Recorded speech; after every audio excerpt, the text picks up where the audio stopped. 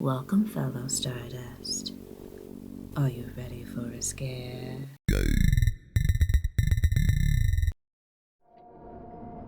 Happy Halloween, Stardust.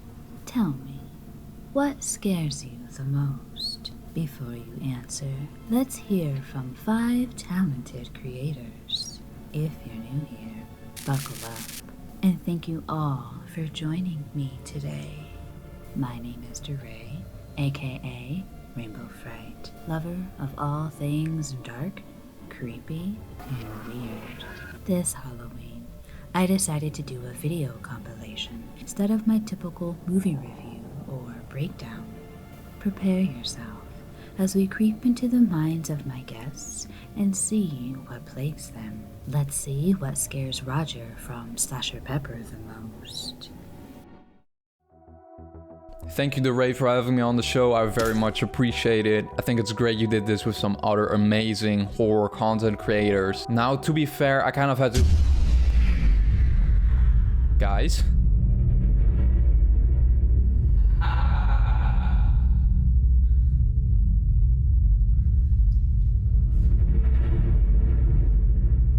Guys, don't worry.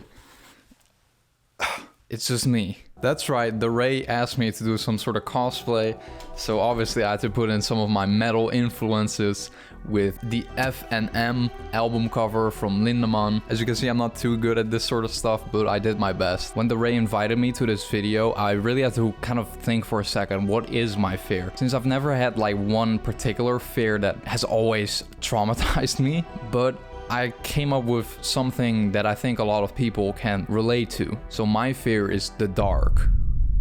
That's right, fear of the dark. Iron Maiden already made an iconic single off of this fear. Now I think this is one of the penultimate fears ever, because some smaller fears I might have just skyrocket in the dark. You might be afraid of spiders, but would you be more afraid of spiders during the day or at night? Personally, I would be more afraid of spiders at night. Or say your fear is home invasion. Would you be more afraid if your home got invaded during the day or at night in the dark? I feel a lot of people would answer the latter.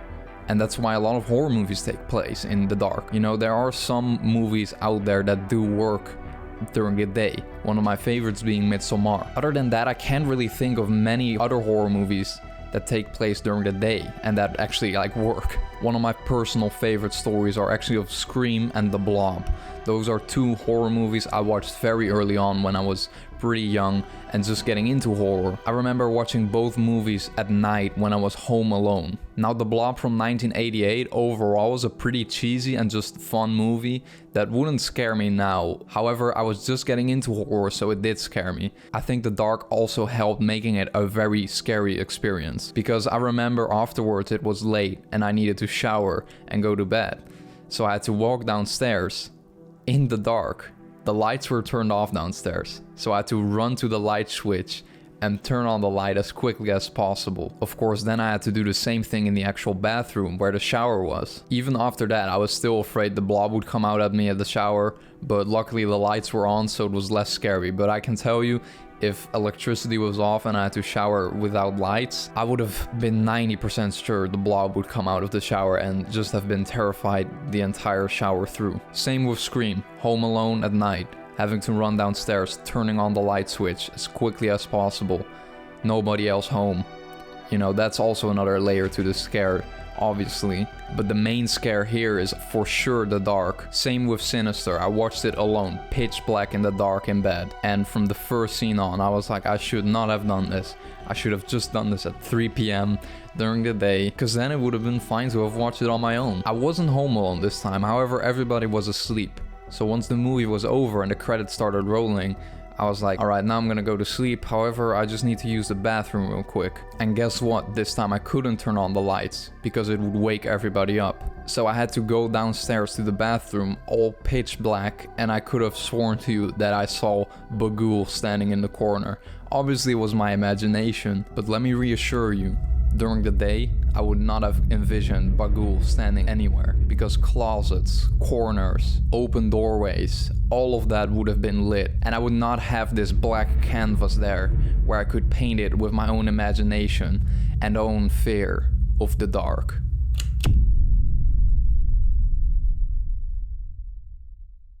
Roger is absolutely right.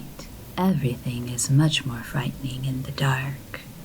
You never really know what lurks in the depths of a dark abyss. Thank you, Roger, for your vulnerability. Kelsey, why don't you share with us what scares you the most? Hey, fellow freaks, geeks, and nostalgic nerds!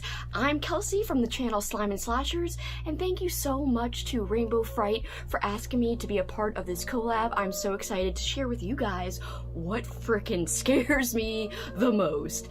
And I gotta say, so what scares me the most is definitely eyes.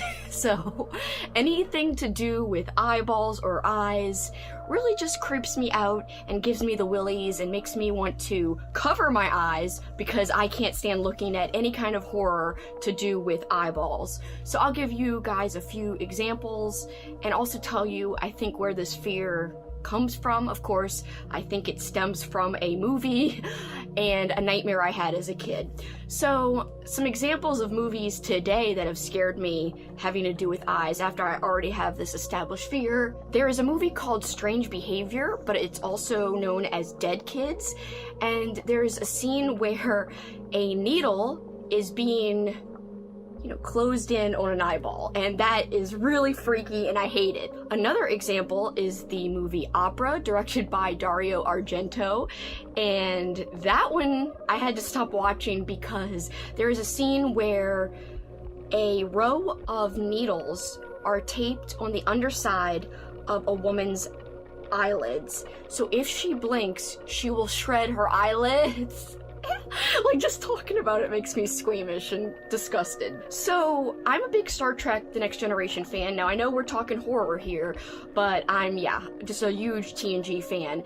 And back in the day when I was a kid, my dad and mom and I went and saw First Contact, which is a Star Trek TNG movie. We saw that in the theater. And something that really stuck out to me as a kid was the scene in the beginning where Captain Picard is looking in the mirror, and all of a sudden he remembers being turned into a Borg, and there is a needle going close to his eye. And that really, really freaked me out at the time. And since then, I remember a nightmare I had soon after seeing that movie in the theater for the first time. And I have remembered this dream countless times throughout my life. So I recall that in my dream, I'm being chased by not humans or Borgs, but these werewolf-type creatures. They definitely look like human wolves, so I would associate it with werewolves. Now, I don't know why that part is in the dream, but they definitely looked like Borg because they had Borg eyepieces, and they were going around the town looking for people to turn into werewolf Borg guys, I guess. So I was hiding, ironically, in a doghouse, and my mom and dad had already been turned, and I had seen this happen in the dream where the werewolves, just like in the First Contact movie, they had a needle going from their little eyepiece into other people's eyes, and that's how they turned them into these werewolf Borg creatures. So that really freaked me out, and I really remember that. So I actually need glasses / contacts. I have contacts on right now. And when I first found out about needing glasses, I was like, I'll never get contacts. Then one day my eye doctor was like, you should really try to put contacts in. I never thought I could possibly put contacts in because I was so freaked out over eyes. It took me 2 hours to try to get contacts in and then out, because you do have to touch your eye. But somehow, some way, even with this fear, I still am able now, finally, to put in contacts and take them out safely. However, I'm still disturbed when it comes to watching movies where someone is getting their eye poked or touched or messed with. So that really just bothers me. And I'm sure I'm forgetting countless other movies where this is shown and portrayed, because there's many movies where they show this, and each time it freaks me out. I have to look away. So that is what scares me the most. Eyeballs. And quit looking at me with your eyeballs. Get out of here. Eyes are strange, aren't they? They're just floating in our heads, attached by a thread of nerves that is so incredibly fragile. Thank you, Kelsey, for that list of movies that I now must watch. Corey, aka King Meatgore, what makes you squirm? Hey, what scares me? Not much. Not much actually scares me. Certain things make me feel uncomfortable, But as long as I know that I have the kind of control to remove myself from things that make me feel uncomfortable, fantastic. So with a lot of things like spiders, weather, natural disasters, or even failure, I feel like I have enough control that I can avoid that shit. But one thing that you can never control is when you're in the presence of a psychopath. So I think the real fear that I actually have is that I get close to a psychopath. Somehow I've been manipulated by a psychopath. Their end game in our relationship is them murdering me. So yeah, I love gore, but a big fear is somebody like taking the time and effort to like plan a murder of a specific person, and that specific person being me. So like, that's pretty fucking crazy. I think like there's a big fear surrounding things that I cannot control. While yes, of course I cannot control the weather, but I really cannot control if I've been manipulated by an actual maniac, sociopathic serial killer, and have been like trapped by this one person to just be vulnerable and not see the shit coming, and the price is literally so high. It's my life. So yeah, that's pretty scary, and I think that's basically the premise of every slasher movie. I think that's why slasher movies are so popular, is because like I think we're all scared of being stalked by a serial killer, right? Anyway, that's just my 2 cents. Thank you so much, DeRay, Rainbow Fright, for having me on your special Halloween special. Yeah, happy Halloween, everybody. Thank you, Rainbow Fright. How many murderers do you think are out there in the world? Imagine all the killers who have not yet been caught, or who have not yet committed their first murder. Will you cross paths with one and become their next victim? Thank you, Corey, for that reminder to always stay alert. Anthony of Fever Dreamland Theater is next. Let's take a peek into his brain and see what plagues him.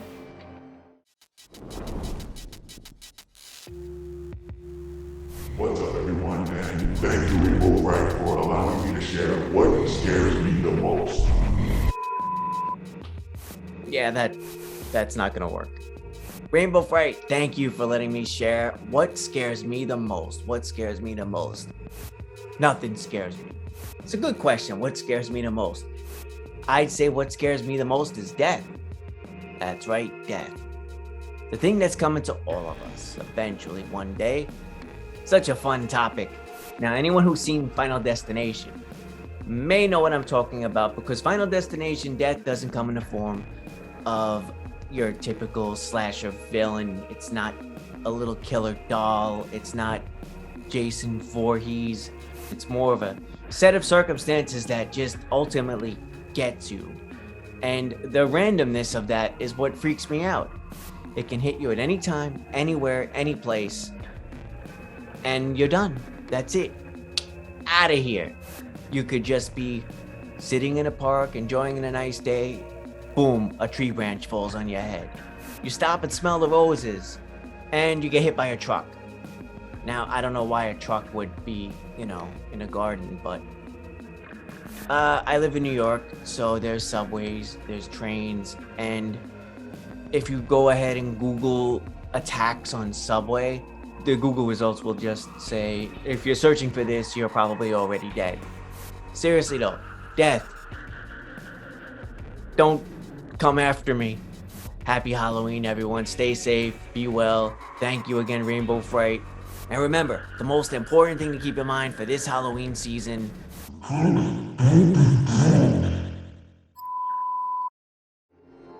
Death is always around the corner. It's inevitable. And when it's time to lay down 6 feet under, or become a tree, or turn into ash, the world goes on with only the memory of you. I appreciate you, Anthony, for making sure that we don't forget that we could be next. My final guest is Ghost Fake. You're gonna want to sit down for this one. Thank Thank you, Rainbow Fright, for allowing me to share what scares me the most. Today's story is about a woman who is home alone when she gets visited by an uninvited guest. And if you're a fan of the dark and disgusting, told in story format, you've come to the right place. I've never done this before, and I will probably never do it again. And I personally don't upload all that often. But before we begin today's story, go ahead and invite the like button over to your house for dinner. But when it gets to your house, shove it up into your ass and then proceed to eat gallons of hot sauce before you up your with your hand, and then you into it. Okay, let's get into today's story. In mid-August of 1980, a young girl named Alice, who had just survived an encounter at her place of work 2 months prior with a homicidal grieving mother, is jolted awake by the night terrors caused by the post-traumatic stress brought on by being the sole survivor of the ordeal. Having been rudely awakened by the vivid nightmares of what took place, Alice realized that there was no way that she would be getting a good night's rest, so she decided to get up and prepare for the day ahead of her. But as she got to the bathroom to splash some cold water onto her face to shake off the nightmare, she is then startled by the phone ringing in the other room. Curious as to who would be calling her at this hour, she makes her way to the family room of her modest apartment to answer it, believing it to possibly be her boyfriend Steve, who is now living across the country in California and has been unable to comfort her in person since the horrific event. But the person calling turns out to be Alice's mother, who was eagerly awaiting a call from Alice earlier in the evening. But Alice accidentally fell asleep before she called, and to be honest, she had put off calling her mom because she was trying to get her life back in order, and her parents' constant worry for her well-being was a major hindrance to her being able to process the violent murder of her friends and the murder that she had to commit to defend her own life. So in the grand scheme of things, calling her mom was not high on her list of priorities. Alice reassures her mom that her and her dad don't need to worry about her and that she will call them later when she has the chance, and she hung up the phone. She then quietly strode back down the hallway towards the kitchen, where she had several drawings and illustrations that were currently in process. Alice, an artist in her own right, had found a lot of therapeutic value in her drawings after surviving the attack earlier in the summer, but found herself starting projects and leaving them unfinished. And after pondering on her unfinished sketches, she headed into her bedroom to change into the robe so that she could get in the shower. But just moments after stepping into the shower and turning on the water, she is again startled by the sound of her phone ringing, and she quickly puts back on her bathrobe and strolls down the hallway to answer the phone, slightly irritated, believing that her mom is calling again to rehash her trauma. She answers the phone, slightly more aggressive than usual, but it's silent before the line goes dead. Alice, unnerved by the call, heads to her front door to make sure it's locked shut. She cautiously walks back to the kitchen, peeking around every corner before she notices that the kitchen window is open, and she heads over to close it. But on her way, she grabs an ice pick to protect herself in case that there is someone outside the window. But when she crosses the room, before she can close the window, someone throws a cat at her. But more concerning than the monster throwing cats at people is the horrendous odor radiating from her apartment. Now, terrible odors were not uncommon on this side of town, but this was especially putrid and especially disgusting. A stench that could only be described as a landfill full of used baby diapers that had been baking in the hot sun for roughly 72 hours, and disappointment. But Alice had no time to investigate the stench now. She had a hungry cat to feed, so she makes her way to the refrigerator to get a cat snack. But when she opens it, she finds the severed head of the homicidal grieving mother that she had encountered just 2 months prior. Alice, shocked to find the woman's severed head in her fridge, was even more shocked when she noticed that the head had been sexually assaulted, which meant that someone had retrieved the woman's head, had sex with it multiple times, and then stuffed it into Alice's fridge. And little did Alice know that the person who did it was the very source of the horrible stench she had noticed previously, and he was standing right behind her. But before she even noticed the embarrassment towering behind her, he grabbed her head and plunged her ice pick into her skull, killing her instantly. Unfortunately, the sack-headed killer would go on to kill many, many more and bring tremendous amounts of shame to what started out as a great franchise, and his name was Jason Voorhees. And that's why I, Ghostfake, am absolutely terrified of horrible sequels that spin into drawn-out, terrible franchises. Oh, Ghostfake, I don't blame you. So many sequels have been made in order to recreate the success of the first movie, but rarely achieve the same success. I feel your pain for Friday the 13th Part 2, and thank you for your eloquent storytelling. It was much appreciated. Well, there you have it. Now that these creators have shared with you what scares them the most, let us know down in the comments what scares you the most.